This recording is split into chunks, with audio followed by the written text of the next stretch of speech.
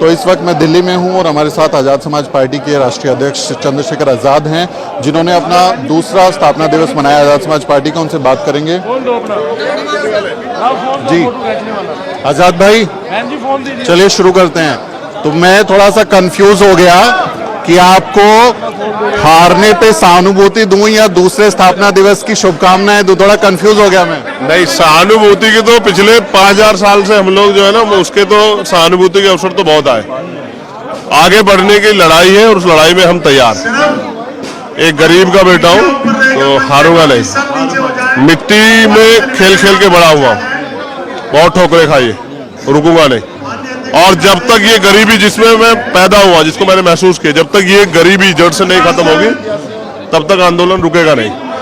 गैर बराबरी पे जो आधारित व्यवस्था, जब तक उसकी जड़ें नहीं कटेंगी, जब तक इस देश से संघी जो है ना अपना एजेंडा नहीं बदलेंगे या फिर वो उनका आंदोलन निस्ता नबूत नहीं होगा, तब तक इस आंदोलन को मजबूती से चलाएंगे, जब तक इस देश में बहुजन समाज का राज स्थापित नहीं होता। 28 तारीख को मिले थे गोरखपुर में, तो बड़ा ये था माहौल, बड़ा रोड शो शानदार था, ग्रैंड रोड शो में उसको कह रहा था, लेकिन वोट नहीं जुटा पाए उतने, जमानत नहीं बची आपकी। मेरी जमानत नहीं बची, मुझे बड़ी खुशी है इस बात की। ये मुझे और काम करने का संघर्ष देगी।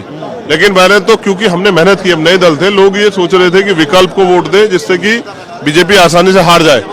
लेकिन मुझे तकलीफ उन लोगों की है जिन्होंने कई 1000 करोड़ रुपए खर्च किए और वो बेचारे आज सत्ता से बेदखल, जिनकी एक एक सीट आई, मुझे उनकी बड़ी तकलीफ है। आपने हरवा दिया, कह रहे हैं वोट काट दिए, वोट कटवा बन गया। अब मैं कहाँ वोट कटवाऊं? इस बार तो बहुजन समाज ने विकल्प के तौर पे उनको वोट किया। यही वोट जब हम मेहनत करेंगे अगली बार हमारे खेमे में खड़ा होगा, क्योंकि वो हमेशा वो सत्ता को अपने खेमे में चाहता है, इसलिए उसने विकल्प को वोट दिया। इस बार उन्होंने सोचा कि चंद्रशेखर विकल्प नहीं है, इनको वोट नहीं देते, इसलिए इस बार उन्होंने जिनको वोट दिया उनके हालात देख लो क्या है। मेरी वजह से किसी की सरकार नहीं रुकी, हमने मेहनत की, हम जमीन पे आए हैं और लोगों को चुभ रहा है कि गरीबों की राजनीति दोबारा खड़ी हो रही है। कांशीराम साहब का आंदोलन बहुजन हिताय बहुजन सुखाएगा खड़ा हो रहा है। मैंने तो बहुत दिन पहले कहा था कि पुष्यमित्र शुंग अकेला बहुत है सम्राट अशोक के राज का नाश करने के लिए, और हुआ क्या आपके सामने। मैंने बहुत दिन पहले कहा था कि आप जब रिजल्ट आएंगे तब आप देखिएगा। मुझे खुशी है कि आजाद समाज पार्टी के लोग मैदान पे डटे। एक धोखे की वजह से देर हुई थी, लेकिन उन्होंने जितना हो सका 10 दिन में संघर्ष किया। हम अगले 5 साल मेहनत करेंगे और करके दिखाएंगे। ट्रेनिंग कैसी, चुनावी ट्रेनिंग सीखा होगा बहुत कुछ सीखा। अब की बार धोखा नहीं खाएंगे, ना बिहार की तरह ना उत्तर प्रदेश की तरह। अब अपने पैरों पे खड़े होंगे। और मैं समझ चुका हूँ कि सामंतियों की जड़ें हर जगह, आरएसएस के लोग हर जगह बैठे हैं सभी दलों में, तो अपने दलों को आरएसएस के लोगों से दूर रखना। आप दिल्ली में भी चुनाव लड़ रहे हैं, अभी आप उम्मीदवार दिखा रहे थे एमसीडी के लिए, तो दिल्ली की क्या तैयारी है?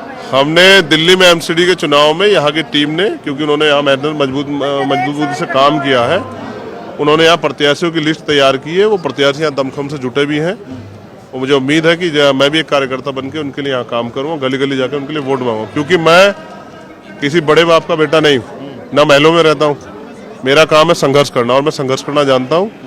मुझे विश्वास है कि एक दिन ये समाज डीलर और लोडर और उसके साथ लीडर का फर्क समझेगा। ओम प्रकाश राजभर ऐसे ही बोलते हैं, आपके दोस्त हैं। काशीराम साहब के चेले हैं सब।